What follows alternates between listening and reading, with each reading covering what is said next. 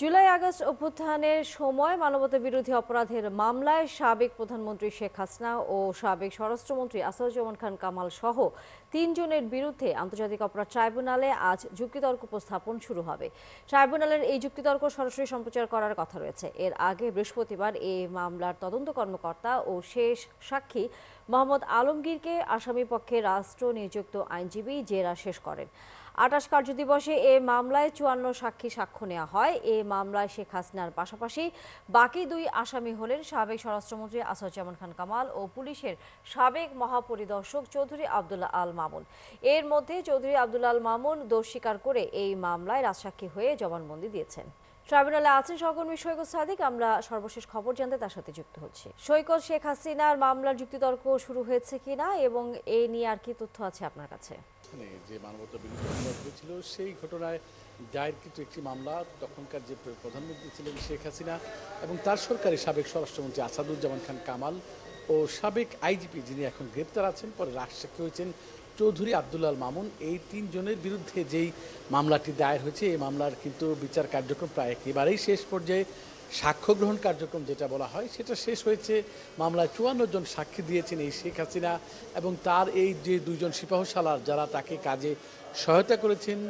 জুলাই অভ্যুত্থানে যে প্রায় ১.৫ সহস্রাধিক মানুষ নিহত হয়েছেন, যার সর্বোচ্চ হুকুমদাতা হিসেবে যাকে বলা হয় শেখ হাসিনা, যিনি মারণাস্ত্র ব্যবহার নির্দেশ দিয়েছিলেন এবং তার সেই হুকুম বা তার নির্দেশনা বাস্তবায়নের যেই ২ জন ভূমিকা রেখেছিলেন তাদের বিরুদ্ধে ৫৪ জন সাক্ষী দিয়েছেন। মামলার প্রত্যক্ষদর্শী যারা ঘটনার ভিকটিম, জুলাইয়ের সমন্বয়ক, এর বাইরেও যারা দিয়েছেন, একেবারে শেষে দিলেন যে মামলার তদন্ত কর্মকর্তা মোহাম্মদ আলমগীর, তিনি টানা ৩ দিন জবানবন্দি দেওয়ার পর তাকে পলাতক যেহেতু রয়েছেন শেখ হাসিনা এবং আসাদুজ্জামান খান কামাল, তাদের পক্ষে যে রাষ্ট্রনিযুক্ত আইনজীবী নিয়োগ হয়েছেন সেই আমির হোসেন, তাকেও তারা জেরা করেন। সব মিলিয়ে যেহেতু আজকে মামলার যুক্তিতর্ক কার্যক্রম শুরু হবে, গতকালকেও প্রসিকিউশনের পক্ষ থেকে বলা হয়েছে যে এই যুক্তিতর্ক উপস্থাপনের পরেই কিন্তু মামলা রায়ের জন্য অপেক্ষমান রাখা হবে এবং শেষে রায় দেওয়া হবে এবং আজকের এই মামলার কার্যক্রম সরাসরি সম্প্রচার করা হবে, এটুকু প্রসিকিউশন থেকে বলা হয়েছে। আপনি জানান যে এই মামলার একজনই আসামি গ্রেপ্তার রয়েছেন, চৌধুরী আবদুল্লাহ মামুন, যিনি রাজসাক্ষী হয়েছেন। তাকে সকালেই ট্রাইব্যুনালে নিয়ে আসা হয়েছে এবং ট্রাইব্যুনালের যে এজলাস হাজতখানা সেখানে তাকে এখন রাখা হয়েছে। হয়তো কিছুক্ষণের মধ্যেই, হয়তো ১৫-২০ মিনিটের মধ্যেই মামলার বিচার কাজ শুরু হলেই তাকে ট্রাইব্যুনালে এজলাসে নেওয়া হবে এবং আসামি পক্ষের আইনজীবী, রাষ্ট্রপক্ষের আইনজীবী যুক্তিতর্ক শুরু হবে। পরবর্তী সংবাদে আমরা কিন্তু পুরো বিষয়টি আপনার তুলে ধরতে পারবো। এর বাইরে আরেকটি মামলার রয়েছে, চট্টগ্রামের ওয়াসিম হত্যা মামলা, ছাত্রদল নেতা জুলাই অভ্যুত্থানে হয়েছিলেন সেই মামলাও চট্টগ্রামের আওয়ামী লীগের একজন সাবেক সাংসদ ফজলে করিম চৌধুরী তাকে গ্রেপ্তার রয়েছেন, সেই মামলারও তদন্ত প্রতিবেদন দেওয়ার কথা রয়েছে। সেই বিষয়ে আজকে একটা শুনানি রয়েছে। সব মিলে তা নিয়ে এখন পর্যন্ত আমার কাছে ট্রাইব্যুনালের এই হচ্ছে সর্বশেষ তথ্য। ধন্যবাদ সৈকত সাদিক। নিশ্চয়ই আমরা ট্রাইব্যুনালের খবর জানবার জন্য আবারও আমরা ফিরে আসব আপনার কাছে। প্রধান উপদেষ্টা অধ্যাপক মোহাম্মদ ইউনূস আজ ইতালি সফরে যাচ্ছেন। ওয়ার্ল্ড ফুড ফোরামের ফ্ল্যাগশিপ ইভেন্টে যোগ দিতে রোম যাচ্ছেন তিনি। মূল অধিবেশনে আমন্ত্রিত অতিথি হিসেবে ভাষণ দেবেন তিনি। প্রধান উপদেষ্টা ও তার সফরসঙ্গীদের বহনকারী বাংলাদেশ বিমানের একটি ফ্লাইট বেলা 11:30টায় হযরত শাহজালাল আন্তর্জাতিক বিমানবন্দর থেকে রোমের উদ্দেশ্যে যাত্রা করবে।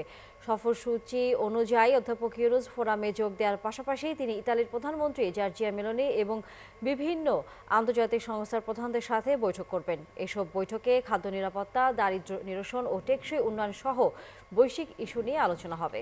আন্তর্জাতিক অপরাধ ট্রাইব্যুনাল সামরিক বাহিনীর বর্তমান ও সাবেক যে পরোয়ানা জারি করেছে তার মধ্যে ১৫ জনকে হেফাজতে নেওয়া হয়েছে বলে জানিয়েছে সেনা সদর। শনিবার বিকেলে সেনা সদরে আয়োজিত সংবাদ সম্মেলনে জানানো হয় তাদের মধ্যে একজন পলাতক রয়েছেন। অভিযুক্তদের বিরুদ্ধে আইন অনুযায়ী ব্যবস্থা নেওয়া হবে। সাজিদ সরকারের প্রতিবেদন।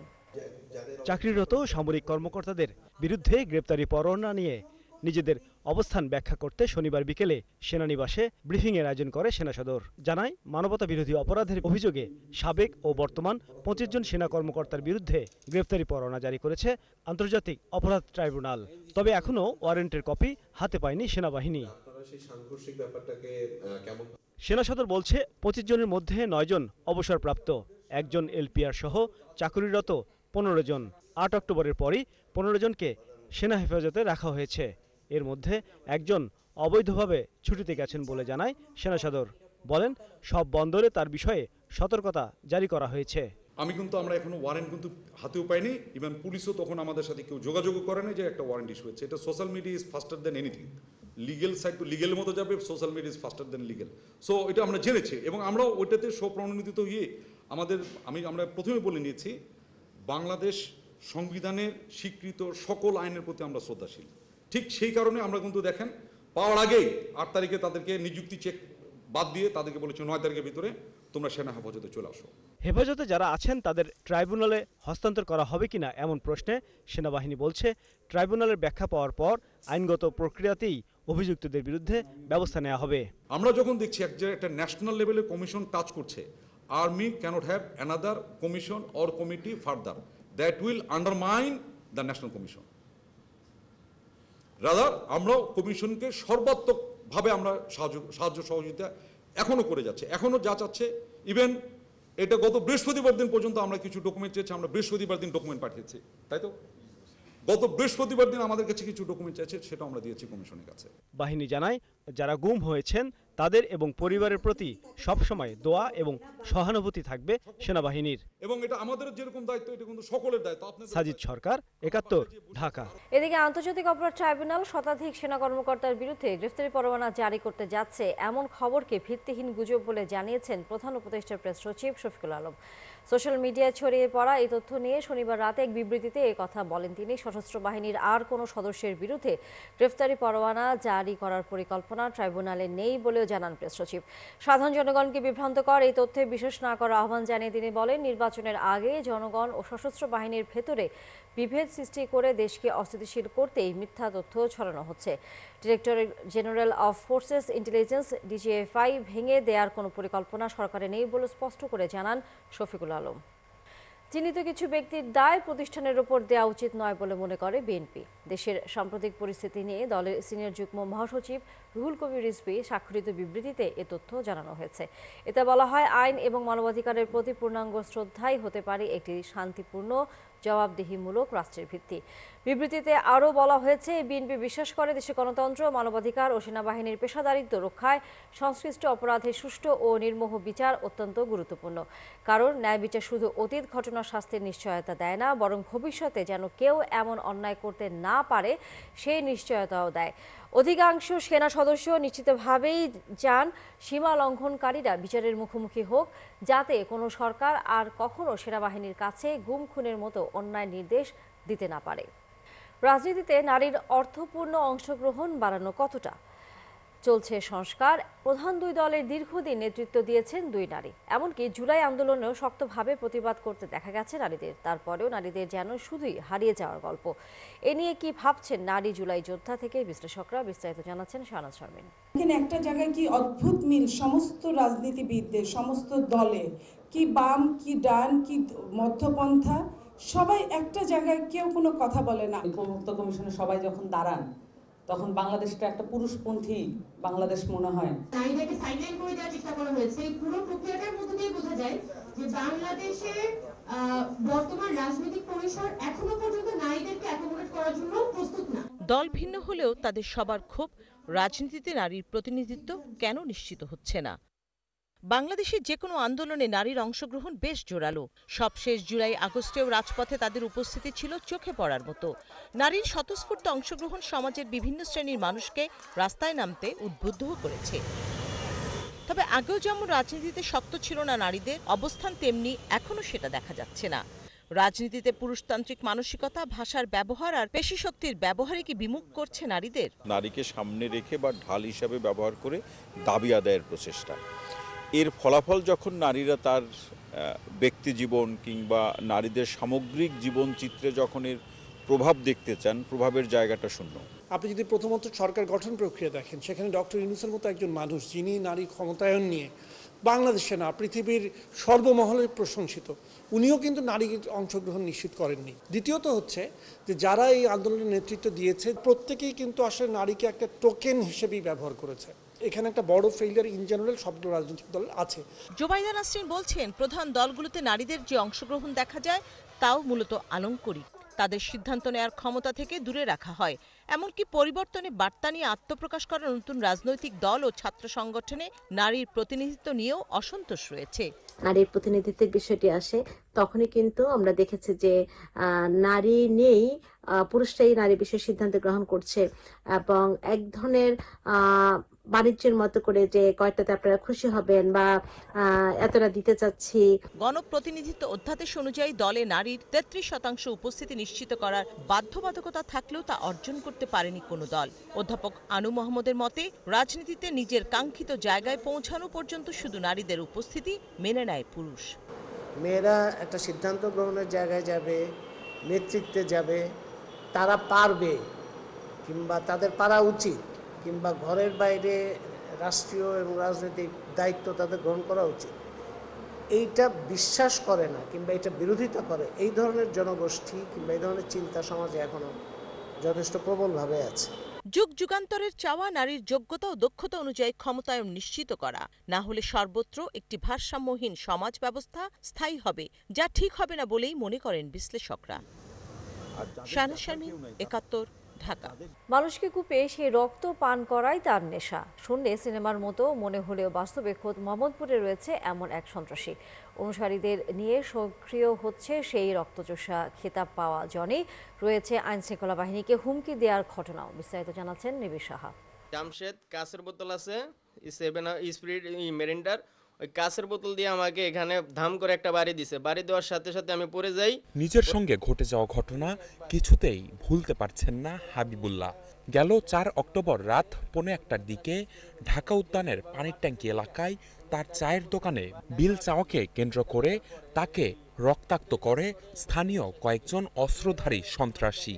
কবির, জামশেদ, ইউসুফ, এরা 3 জনে জনি ওদের শেল্ডিং দেয় আর কি।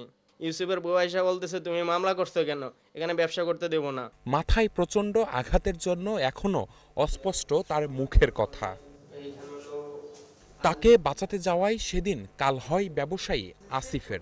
বাম হাতে 3টি কোপ দেয়া হয় তাকে। স্টেট সন্ত্রাসী তারা কিভাবে এভাবে ওপেন থাকে, আমি তারা অন্যজনরে সেভ করতে গেছি, তারা আমারও কোপ দিছে। সেদিনের ঘটনায় মোহাম্মদপুর থানায় জামশেদ আলী, কবির হোসেন ও ইউসুফ সহ 6 জনকে আসামি করে মামলা করেন ভুক্তভোগী হাবিবুল্লাহ, যারা প্রত্যেকেই জনির অনুসারী বলে তথ্য আইন শৃঙ্খলা বাহিনীর।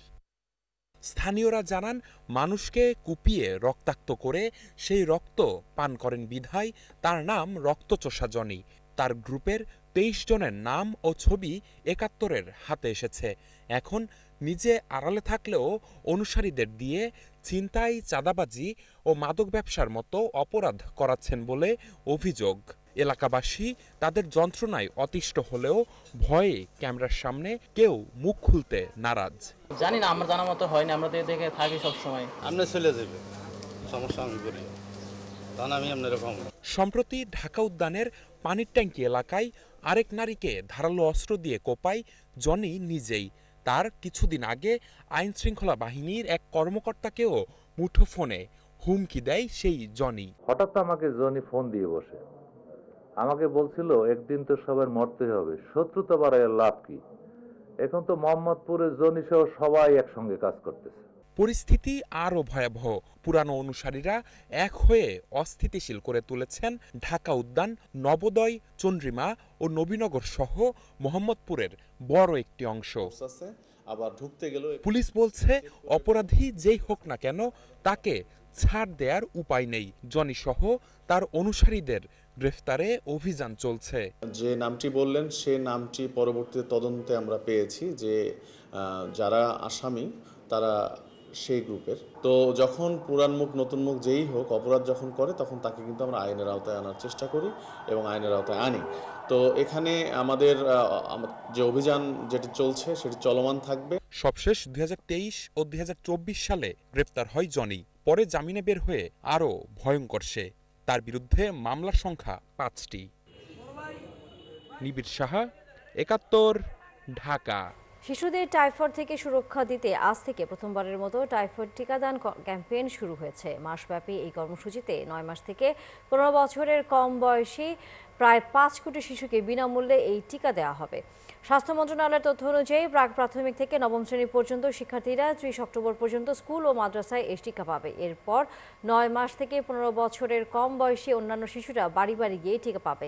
শহরের পথশিশুদের টিকাদানের দায়িত্ব থাকবে বিভিন্ন এনজিও। সরকারের লক্ষ্য এই ক্যাম্পেইনের আওতায় 4 কোটি 90 লাখ শিশুকে টিকা দেয়া। এর মধ্যে 1 কোটি 68 লাখ শিশু নিবন্ধন করেছে। এখনও নিবন্ধন প্রক্রিয়া চালু রয়েছে। জন্ম সনদ না থাকলেও নিকটস্থ টিকা কেন্দ্রে স্বাস্থ্যকর্মীদের সহায়তায় নিবন্ধন করা যাবে। শনিবার স্বাস্থ্য ও পরিবার কল্যাণ মন্ত্রণালয়ের সংবাদ বিজ্ঞপ্তিতে এ তথ্য জানানো হয়। দর্শক, দেশে প্রথমবারের মতো বিনামূল্যে টাইফয়েড টিকাদান কর্মসূচি শুরু হয়েছে। আমরা রাজধানীর বাইরের খবর, রংপুরের খবর জানবো। এই বিষয়ে বিস্তারিত নিয়ে যুক্ত হচ্ছেন সহকর্মী শাহবাজিদ আহমেদ। শাহবাজিদ, রংপুরে এই টাইফয়েডের টিকাদান কর্মসূচির কি খবর আপনার কাছে রয়েছে, এবং একই সাথে এই টাইফয়েডের টিকা দেওয়ার পর কোনো পার্শ্ব প্রতিক্রিয়া হবে কিনা চিকিৎসকরা কি জানিয়েছেন? আসলে আমরা এর আগে সংবাদ সংগ্রহে যুক্ত ছিলাম এবং এখন আছি Rangpur police line school and college. এখানে যে কেন্দ্র করা হয়েছে, ছাত্রছাত্রীরা উৎসব মুখর পরিবেশে তারা কিন্তু এই টিকা দান কার্যক্রমে যুক্ত হয়েছেন। অনেকে টিকা নিচ্ছেন এবং অনেকে চলে গেছেন। এখনো অনেক শিক্ষার্থী রয়েছেন এই হল অডিটোরিয়ামে। ইতিমধ্যেই কিন্তু এখানে একটি আড়ম্বর অনুষ্ঠানের মধ্য দিয়ে উদ্বোধন হয়েছে। আমরা একটু কথা বলবো রংপুর সিটি কর্পোরেশনের নয়া প্রশাসক আশরাফুল ইসলাম, আপনার কাছ থেকে জানতে চাইবো এই যে টিকাদান কর্মসূচি চলছে এর কোনো সাইড এফেক্ট আছে কিনা, এবং এই যে পুরো যে কর্মসূচি আপনার সিটি কর্পোরেশনের মধ্যে কিভাবে শিক্ষা প্রতিষ্ঠানে এটি চলমান থাকবে। জি, ধন্যবাদ আপনাকে। আজকে থেকে আগামী 13 নভেম্বর পর্যন্ত এই কার্যক্রম চলবে। আর সাইড ইফেক্টের বিষয় যেটা আপনি বলছিলেন, আসলে এটা তো সামান্য একটা ইনজেকশনও এরকম হতে পারে। তবে আমি যেটা জেনেছি যে আসলে তেমন কোনো সাইড ইফেক্ট এখানে নেই। স্বাভাবিকভাবে অ্যালার্জি বা অন্য কিছু থাকলে কিছুটা হতে পারে, চুলকানে বা সামান্য কিছু হতে পারে। তবে এই জন্য আমাদের পর্যাপ্ত প্রস্তুতি আছে, অ্যাম্বুলেন্স আছে এবং ডাক্তার সাহেবরা আছে। যারা এখন রেজিস্ট্রেশন করতে পারেনি তাদের জন্য কি ধরনের উদ্যোগ থাকছে? জি, আমরা রেজিস্ট্রেশন না থাকলেও তাদের নাম লিখে রেখে বা তাদের ঠিকানা রেখে আমরা তাদেরকে টিকা দিয়ে দেব। তা নিয়ে শুনছিলেন এই যে প্রথমবারের মতো বিনামূল্যে যে এই ভ্যাকসিন, এটি কিন্তু অত্যন্ত গুরুত্বপূর্ণ এবং শিক্ষার্থী, অভিভাবক তারা অনেকেই কিন্তু নিবন্ধন করেছেন। রংপুর বিভাগের 8 জেলার 58টি উপজেলায় কিন্তু প্রায় 85 লাখ শিক্ষার্থী কিন্তু এই টিকাদানের কার্যক্রমে আসবেন এবং ইতিমধ্যেই কিন্তু প্রায় 60 লাখের মতো শিক্ষার্থী তারা রেজিস্ট্রেশন করে ফেলেছেন। এবং আজকে রংপুর সিটি কর্পোরেশন এবং অন্যান্য জেলাও খবর নিয়েছি, বেশিরভাগ শিক্ষা প্রতিষ্ঠানেই কিন্তু এই টিকাদানের যে কার্যক্রম সেটি শুরু হয়েছে। আর যেগুলো এখন শুরু করতে পারেনি তারা পর্যায়ক্রমে এই টিকাদান কর্মসূচি শুরু করবে। ধন্যবাদ শাহবাজিদ। নিশ্চয়ই আমরা ফিরবো আবারও টিকাদান কর্মসূচির খবর জানতে। দর্শক, এবার আমরা রাজধানীর খবর জানতে চাই। রাজধানীর বেলি রোডের ভিকনেসের নুন স্কুল অ্যান্ড কলেজে টাইফয়েড টিকাদান কর্মসূচি চলছে। সেখানে আছেন সহকর্মী মেহেদী হাসান। আমরা সর্বশেষ খবর জানতে তার কাছ থেকে যুক্ত হচ্ছি। মেহেদী, টিকাদান কর্মসূচির খবর জানাবেন এবং একই সাথে চিকিৎসক এবং অভিভাবকরা এই টিকাদান কর্মসূচিকে কিভাবে দেখছেন? থেকে মাসব্যাপী কিন্তু চলবে টাইফয়েড টিকা কর্মসূচি। আজকে 9:30টায় স্বাস্থ্য ও পরিবার কল্যাণ উপদেষ্টা আজিমপুর একটি টিকা কেন্দ্রে এই টাইফয়েড টিকা কর্মসূচি উদ্বোধন করেন। এবং আমি এই মুহূর্তে আছি মালিবাগ যে ভিকারুন্নেসা স্কুল অ্যান্ড কলেজ আছে, সেখানে যে টিকা কেন্দ্র বসানো হয়েছে স্বাস্থ্য অধিদপ্তরের নির্দেশনা অনুযায়ী সেই কেন্দ্রে আছে। এখানে আপনি দেখতে পাচ্ছেন শিক্ষার্থীরা কিন্তু একে একে খুব নিয়ম শৃঙ্খলের মধ্যে থেকে তারা কিন্তু টিকাগুলো গ্রহণ করছে। এবং এখানে আমি প্রায় 2 ঘন্টা থেকে আছি। আমি দেখেছি যে এখানে শিশুদের মাঝে কোনো ভয় বা সংকোচ কাজ করেনি। তারা আসলে আগে থেকেই বিষয়টি জানে যে টাইফয়েড টিকাটা কেন নিতে হয়, কেন নেওয়া প্রয়োজন।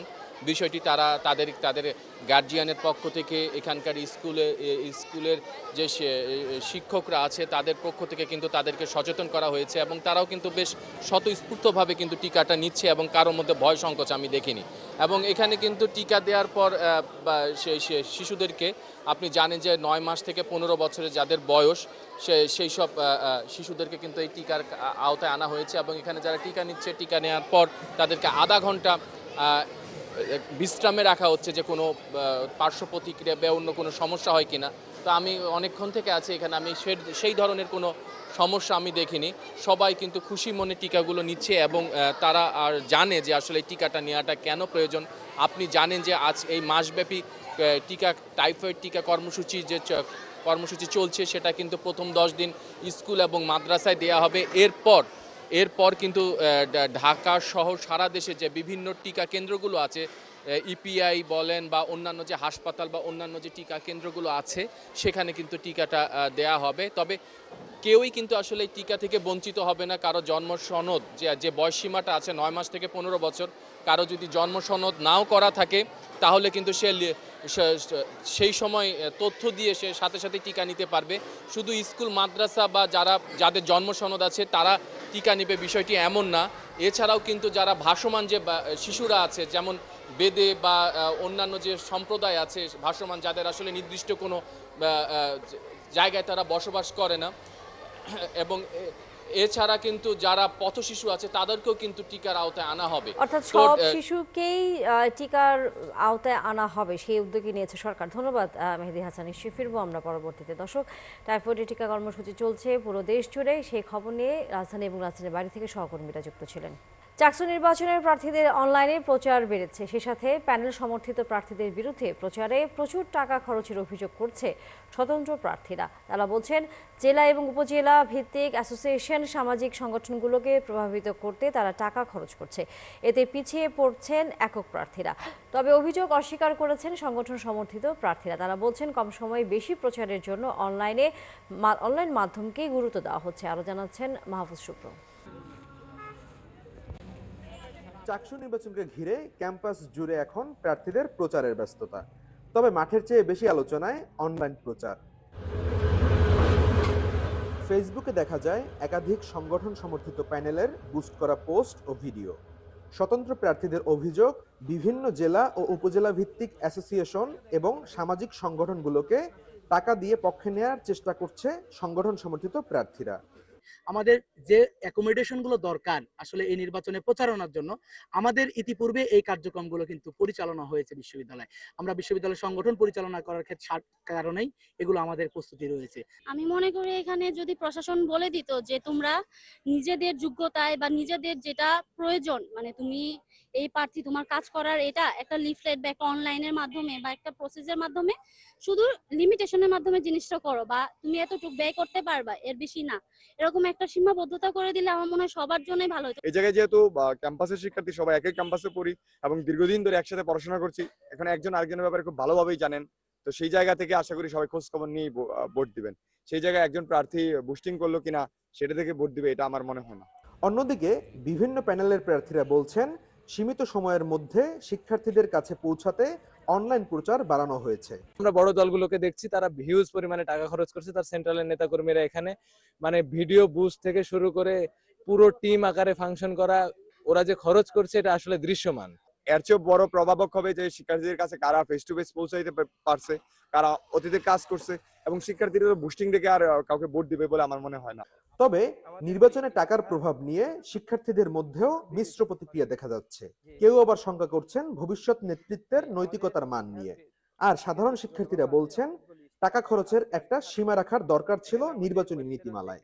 আমাদের চাকসু নির্বাচন কেন্দ্রিক আমরা শুনতে পাচ্ছি যে বিভিন্ন দল যারা প্যানেল দিয়েছেন ওনারা টাকার ছড়াছড়ি, বিশেষ করে হচ্ছে অ্যাসোসিয়েশন, বিভিন্ন সামাজিক সংগঠনকে তারা টাকার প্রলোভন দেখে ভোট ক্রয়ের চেষ্টা করছেন। আমরা অনেক ক্ষেত্রে পিছিয়ে আছি, যারা স্বতন্ত্র, যেহেতু আমরা টাকা খরচ করতে পারতেছি, আমাদের লজিস্টিক সাপোর্ট কম, তাদের লজিস্টিক সাপোর্ট বেশি এবং পাওয়ারটাও বেশি বলা যায়। অ্যাসোসিয়েশনকে টাকা দেওয়ার মতো আমাদের বিশেষ করে আমাদের প্যানেলের কোনো ধরনের ওই বাজেট নাই। অন্যান্য প্যানেল দিছে কিনা আমি জানি না, ওই অভিযোগ হচ্ছে যদি এটা দিয়ে থাকে তাহলে এটা খুবই খারাপ হয়েছে। চট্টগ্রাম বিশ্ববিদ্যালয়ে আগামী 15 অক্টোবর অনুষ্ঠিত হবে চাকসু ও হল সংসদ নির্বাচন।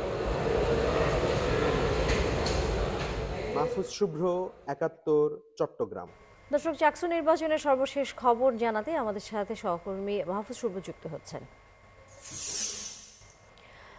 মাহফুজ শুভ্র, প্রচার কেমন দেখছেন এবং আচরণবিধি ভাঙার কোনো অভিযোগ এরই মধ্যে এসেছে কিনা? তানিয়া, যেমনটি বলছেন, আসলে চট্টগ্রাম বিশ্ববিদ্যালয় কেন্দ্রীয় ছাত্র সংসদ ও হল সংসদ নির্বাচনের আজকে এবং আগামীকালকে পর্যন্ত প্রচার কার্যক্রম চলবে এবং কালকের পর থেকে কিন্তু প্রচার কার্যক্রম চালাতে পারবেন এবং আগামী 15 অক্টোবর আমরা জানি চারশো নির্বাচন অনুষ্ঠিত হবে। এরই পরিপ্রেক্ষিতে আসলে গত 14 তারিখ থেকে কিন্তু আর প্রচার কার্যক্রম আনুষ্ঠানিকভাবে চালানোর কোনো সুযোগ নেই। আজকে যেহেতু শেষ দ্বিতীয় দিন, অর্থাৎ আজকে এবং আগামীকালকে প্রচার কার্যক্রম চালাতে পারবে, সুতরাং প্রার্থীরা আসলে বিভিন্ন হলে, ফ্যাকাল্টিতে এবং শিক্ষার্থীরা যেই যে জায়গায় সমাগম বেশি সেখানে কিন্তু তারা তাদের প্রচার কার্যক্রম চালিয়ে যাচ্ছে এবং অভিনব কায়দায় কিন্তু তারা তাদের প্রচার কার্যক্রম চালাচ্ছে। এরপর যদি বলি যে আচরণবিধির ব্যাপারে কিন্তু আজকে এখন পর্যন্ত কোনো ধরনের কোনো অভিযোগ নির্বাচন কমিশনে পড়েনি আমাদের জানা মতে, এবং গতকালকে পর্যন্ত আমরা দেখেছি যে আচরণবিধি ভঙ্গের দায় কিছু অভিযোগ করেছিল এবং আমরা গতকালকে রাত 10:30টার দিকে বিশ্ববিদ্যালয় প্রশাসন সার্বিক নিরাপত্তা নিশ্চিতের লক্ষ্যে তারা কিন্তু হলগুলোতে, আবাসিক হলে 3টি হলে তারা কিন্তু তল্লাশি চালিয়েছে এবং সেখানে কোনো অবৈধ শিক্ষার্থী আছে কিনা বা কোনো ধরনের অস্ত্র বা সরঞ্জাম আছে কিনা সেই ব্যাপারে কিন্তু তারা খুব জোরদার ভূমিকা পালন করে এবং তারা দেখে আসলে সেখানে কোনো অবৈধ শিক্ষার্থী রয়েছে কিনা, এবং আজকেও কিন্তু এই কার্যক্রম তারা অব্যাহত রাখবে বলে আমাদেরকে জানিয়েছে। পাশাপাশি নির্বাচনকে ঘিরে নিরাপত্তা বলয়ের কিন্তু বিশ্ববিদ্যালয় প্রশাসন নিরাপত্তা বলয় বাড়িয়েছে এবং স্তর বিশিষ্ট নিরাপত্তার কথা কিন্তু তারা আমাদেরকে জানিয়েছে। চট্টগ্রাম বিশ্ববিদ্যালয় আসলে চাকসু নির্বাচনকে ঘিরে এখন উৎসবমুখর পরিবেশ। সেই উৎসবমুখর পরিবেশে আসলে শিক্ষার্থী, প্রার্থী সকলেই আগ্রহী যে আগামী 15 অক্টোবর চাকসু নির্বাচনের মাধ্যমে তারা তাদের নেতৃত্ব পাবে এবং নেতৃত্ব পাওয়ার মাধ্যমে তাদের অধিকার নিয়ে কাজ করবে। নিশ্চয়ই, ধন্যবাদ মাহফুজ শুভ্র। নিশ্চয়ই আমরা চাকসু নির্বাচনের খবর জানবো পরবর্তীতে আবারও আপনার কাছে। দর্শক, সহকর্মী মাহফুজ শুভ্র ছিলেন এতক্ষণ চট্টগ্রাম বিশ্ববিদ্যালয় থেকে। দর্শক, এই মুহূর্তে আমরা যেতে চাই অনুমোদিত সাইবার সুরক্ষা অধ্যাদেশ সংশোধিত 2025 নিয়ে মন্ত্রণালয় সংশ্লিষ্টদের সাথে আলোচনা শেষে কথা বলছেন প্রধান উপদেষ্টার বিশেষ সহকারী ফয়েজ আহমেদ তৈয়ব। ওনার যোগ্যতাটা আছে কিনা, তার সাইবার সিকিউরিটির জন্য পর্যাপ্ত টুলস আছে কিনা, তার সেখানে নেটওয়ার্কিং বুঝে, সাইবার সিকিউরিটি বুঝে, ডেটা গভর্নেন্স বুঝে বা ডেটা সায়েন্স বুঝে এই ধরনের এক্সপার্ট আছে কিনা। ডেটা হচ্ছে আজকের জগতের মাইন, গোল্ড মাইন। আগে যেটা গোল্ড ছিল বা ফুয়েল ছিল সেটাকে আজকের জগতে বলা হয় যে ডেটাটা হলো মাইন। এই ডেটা মাইনিং করে আমি আমার ডিজিটাল ইকোনমির এক্সপানশন করব। এখন এই ডেটা আমি একটা অরক্ষিত, একটা জ্ঞানহীন, একটা ব্যবস্থাপনাহীন কোম্পানিকে, প্রতিষ্ঠানকে দিয়ে দিতে পারি না। তো সেই জন্য আমরা বলেছি কর্তৃপক্ষ একটা কমপ্লায়েন্স মেনটেন করবে। এই কমপ্লায়েন্সের শুরু হবে সম্মতির মাধ্যমে, অর্থাৎ ডেটার যে ওনারশিপ, ডেটার যে মালিকানা সেটা ব্যক্তির, ডেটার সার্বভৌমত্ব ব্যক্তির পক্ষে একটা প্রতিষ্ঠান জিম্মাদার হিসাবে, যেটাকে আমরা আইনে ডেটা ফিউডিশিয়ারি বলেছি, জিম্মাদার হিসাবে ডেটা কালেক্ট করবে, তারপর সংগ্রহ, সংরক্ষণ, প্রক্রিয়াজাতকরণ করবে। এবং এই প্রক্রিয়াজাতকরণের যে স্তরগুলো আছে, এই স্তরগুলোতে কর্তৃপক্ষ দেখবে যে আসলে ওই প্রতিষ্ঠানের এই কাজটা করার সক্ষমতা আছে কিনা। এখন এটাকে যদি আপনি অধিক ক্ষমতা বলেন তাহলে আমার কিছু করার নেই, আমি অত্যন্ত বিনয়ের সাথে বলবো এই ক্ষমতাটা দেওয়ার দরকার আছে। অর্থাৎ সুপারভাইজিং অথরিটি হিসাবে আমরা প্রতিষ্ঠান 1 যদি প্রতিষ্ঠান 2কে যদি উপাত্তের আদান প্রদান করে তাহলে এখানে সুপারভাইশন লাগবে, একটা না একাধিক সুপারভাইশন লাগবে। এমনকি কোন কনসালটেন্ট এই নাগরিকের ব্যক্তিগত তথ্য প্রসেস করে সেটাকেও আপনার সুপারভাইজ করতে হবে, যাতে যেন তেন কোম্পানির, যেন তেন কনসালটেন্টের নাম করে এসে এই ডেটাটা চুরি করতে না পারে। এবং এটার ঘটনা আপনার ঘটছে।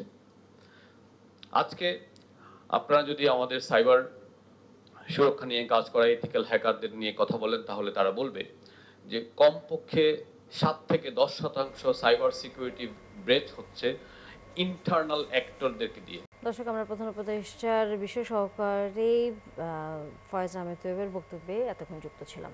ময়মনসিংহ বিভাগের সবকটি রুটে আজ সকাল থেকে অনির্দিষ্টকালের জন্য ঢাকাগামী সব বাস চলাচল বন্ধ করে দিয়েছে পরিবহন শ্রমিকরা। রবিবার সকালে পূর্ব ঘোষণা ছাড়াই ময়মনসিংহ বিভাগের সবকটি রুটে ঢাকাগামী বাস চলাচল বন্ধ করে দেয় পরিবহন শ্রমিকরা। এতে যাত্রীরা চরম ভোগান্তিতে পড়েন। এর আগে শনিবার ময়মনসিংহের মাসকান্দা কেন্দ্রীয় বাস টার্মিনালে জুলাই আন্দোলনের নেতা আবু রায়হানকে নাজেহালের ঘটনায় এই রুটে ইউনাইটেড পরিবহনের বাস চলাচল বন্ধ করে দেওয়া হয়। প্রতিবাদে বেলা 11:30 থেকে 5 ঘন্টা নগরীর শিকারি কান্দা বাইপাস মোড়ে রাস্তায় ব্যারিকেড দিয়ে সব ধরনের যান চলাচল বন্ধ করে দেয় ক্ষুব্ধ পরিবহন শ্রমিকরা। এ বিষয়ে সর্বশেষ খবর জানাতে ময়মনসিংহ থেকে যুক্ত হচ্ছেন সহকর্মী বাবুল হোসেন। বাবুল, ঢাকাগামী বাস চলাচল বন্ধ রয়েছে। পরিবহন শ্রমিকরা যে আন্দোলন করছেন সেই আন্দোলনের খবর জানানোর পাশাপাশি যাত্রীদের দুর্ভোগের কথাও জানাবেন। কারণ এই যে আজ সকাল থেকে কোনো রকম পূর্ব ঘোষণা ছাড়াই শ্রমিকরা যে পরিবহন ধর্মঘট শুরু করেছে, এতে করে একটি চরম বিপাকে পড়েছেন দূরপাল্লা সহ আন্তজেলা যে যারা পরিবহন শ্রমিকদের এই ধর্মঘটের কারণে স্থানীয় যাত্রী সাধারণ যারা গন্তব্যে যেতে তাদেরকে বাড়তি টাকা গুনতে হচ্ছে এবং হঠাৎ করে তারা বিপাকে পড়ছে। আমি আছি নগরীর পাটগুদাম ব্রহ্মপুত্র ব্রিজ মোড়ের যে আন্তজেলা বাস টার্মিনাল রয়েছে সেই টার্মিনালে। এখানে আপনি দেখতে পাচ্ছেন যে যাত্রীরা যেভাবে পারছে পায়ে হেঁটে হালকা যানবাহনে চেপে তারা গন্তব্যে যাচ্ছেন এবং এই ক্ষেত্রে যাত্রীদের অভিযোগ যে তাদেরকে কয়েক গুণ বাড়তি ভাড়া গুনতে হচ্ছে। এই যে আজকের যে ধর্মঘট, আপনি জানেন যে গতকালও কিন্তু ঢাকা ময়মনসিংহ সড়ক অবরোধ করে তারা শ্রমিকেরা এই ধর্মঘট পালন করেছে। আজকে যে ধর্মঘট সেটি অনির্দিষ্টকালের জন্য ডাকা হয়েছে এবং এটি স্থানীয়ভাবে ডাকা হয়নি। এটি আপনি জানেন যে ইউনাইটেড পরিবহন এবং শৌখিন পরিবহন সার্ভিস যেটি ময়মনসিংহ থেকে ঢাকা যাতায়াত করে, এই পরিবহন দুটি সার্ভিসের যারা মালিক তারা বেশিরভাগই ঢাকার নেতৃস্থানীয়। তারা সেই ঢাকা শ্রমিক মালিক ফেডারেশন থেকে তাদেরকে যে নির্দেশনা দিয়েছে সেই নির্দেশনা অনুযায়ী ময়মনসিংহের বিভাগের শেরপুর, জামালপুর, নেত্রকোনা, কিশোরগঞ্জ এবং টাঙ্গাইল থেকে এই বিভিন্ন রুটে যে যানবাহন রয়েছে সেটি বন্ধ রেখে তারা এই ধর্মঘট পালন করছেন এবং তারা বলছেন যে এটি কবে নাগাদ এই সমস্যার সমাধান হবে কেউ বলতে পারছে না। শ্রমিকদের দাবি হচ্ছে যে ইউনাইটেড পরিবহন বাবুল হোসেন, অসংখ্য ধন্যবাদ। নিশ্চয়ই আমরা ফিরবো, আবারও জনদুর্ভোগের খবর আপনার কাছ থেকে জানবো। দর্শক, সহকর্মী বাবুল হোসেন ছিলেন ময়মনসিংহ থেকে। বেড়িবাঁধ থেকে ধানমন্ডি জিকাতলা যাওয়ার সহজ পথ কালুনগর সড়ক রাস্তা প্রশস্তকরণ ও ড্রেনেজ লাইনের কাজ শুরুর পর মাঝপথে উধাও ঠিকাদারি প্রতিষ্ঠান। রাস্তা ব্যবহারে স্থানীয়দের দুর্ভোগ বেড়েই চলছে। বড় যান চলাচল সম্পূর্ণ বন্ধ ব্যবসা প্রতিষ্ঠানও। সিটি কর্পোরেশন বলছে অসমাপ্ত কাজ শুরু হবে শীঘ্রই। বিস্তারিত সুমন মাহমুদের প্রতিবেদন। বেড়িবাঁধ হাজারীবাগের কালুনগর রোড ধানমন্ডি জিগাতলা যাওয়ার অন্যতম ব্যস্ত সড়ক, কিন্তু গত 1 বছর ধরে এই রাস্তায় চলাচল মানেই ভয়াবহ এক অভিজ্ঞতা। রাস্তার পিচ ও স্ল্যাব বসানো হয়েছে, ইটের খোয়াও ফেলা হয়েছে ঠিকই, কিন্তু পিচ ঢালাই দেয়া হয়নি। এতে নাকাল অবস্থা রাস্তা ব্যবহারকারীদের। রাস্তা প্রশস্তকরণ ও ড্রেনেজ লাইনের কাজ শুরু হয়েছে প্রায় 10 মাস আগে, অথচ এখন পর্যন্ত কাজের অগ্রগতি মধ্যপথে। স্থানীয়রা বলছেন শুধু পায়ে হেঁটেই চলা সম্ভব এ রাস্তায়। রিকশায় যাতায়াতে সুস্থ মানুষও অসুস্থ হয়ে যায়। উপর থেকে নিচে নামতে চাকা ভসকা যায়, জোরে ঝাঁকি লাগলে একটা মহিলা পড়ে গেছিল একদিন। বড় গাড়িগুলো যখন ঢোকে তখন লাইন একবারে A to Z মানে ব্লক হয়ে যায়, ঘন্টা পর ঘন্টা দাঁড়ায় থাকতে হয়। যাত্রীরও সমস্যা, আমাদেরও সমস্যা হয়, গাড়িরও সমস্যা হয়। কামরাঙ্গে ছিল হাজার হাজার গাড়ি যায়, তখন ওইখানে যাইতে মানে অ্যাক্সিডেন্টের পর অ্যাক্সিডেন্ট। আজকাল 7-8 মাস ধরে মনে করি এটা ফালায় রাখছে, বহু কষ্ট। উদ্বেগজনক বিষয় হচ্ছে গত 1 মাস ধরে কোনো কাজই হচ্ছে না এই সড়কে। স্থানীয়দের অভিযোগ ঠিকাদারি প্রতিষ্ঠানকে খুঁজে পাওয়া যাচ্ছে না, নেই কোনো তদারকি, নেই কোনো বিকল্প ব্যবস্থাও। প্রায় 17-18 মাস যাবত এই রাস্তার কাজটা বন্ধ আছে। কিছুদিন আগে আমার ভাগিনারই আর কি মেডিকেলে নিয়ে যেতে চেয়েছি, তো আসার পথে আর কি এখানে এই রাস্তা থেকে মানে নিয়ে যাওয়ার সময় আর কি আমরা মানে রিস্কার থেকে পড়ে গেছিলাম। ব্যবসায়ীরা বলছেন দুরবস্থার কারণে আর ক্রেতা আসে না। এখানে একটা ভারী মাল বহন করে নিয়ে যাইতে গেলে উঁচু নিচুর কারণে রাস্তাগুলো এই আপনার ভ্যান বা রিক্সাগুলো উল্টে পড়ে থাকে। তার জন্য এখন যে অবস্থায় আছে পার হয়ে যাইতে গেলেও আধা ঘন্টা 1 ঘন্টা এইখানে টাইম চলে যায়। মানুষের দুর্ভোগ লাঘবের জন্য রাস্তাটির কাজ শেষ করা অত্যন্ত জরুরি বলে মনে করছেন স্থানীয়রা। বরাবরের মতো সিটি কর্পোরেশন আশ্বস্ত করল খুব দ্রুত কাজ শেষ করা হবে। লোকদের সাফারিং হচ্ছে ঠিকই, কিন্তু আমরা এর বিকল্প কোনো রাস্তা আমরা দেখি নাই। তো সেই প্রেক্ষিতে আমরা যত দ্রুত সম্ভব এই কাজটি শেষ করার চেষ্টা করব। এ রাস্তায় প্রতিদিন হাজারো মানুষের যাতায়াত। সেখানে দীর্ঘ সময় ধরে এই দুর্ভোগ শুধু নাগরিক ভোগান্তিই নয়, এটি একটি ব্যর্থতা নগর ব্যবস্থাপনার। সুমন মাহমুদ, ৭১, ঢাকা। চলছে সংবাদ সংযোগ, সরাসরি সংবাদ অনুষ্ঠান দেখতে থাকুন ৭১-এর ফেসবুক পেজে এবং সাবস্ক্রাইব করুন ৭১-এর ইউটিউব চ্যানেল। থাকুন ৭১-এর সাথে।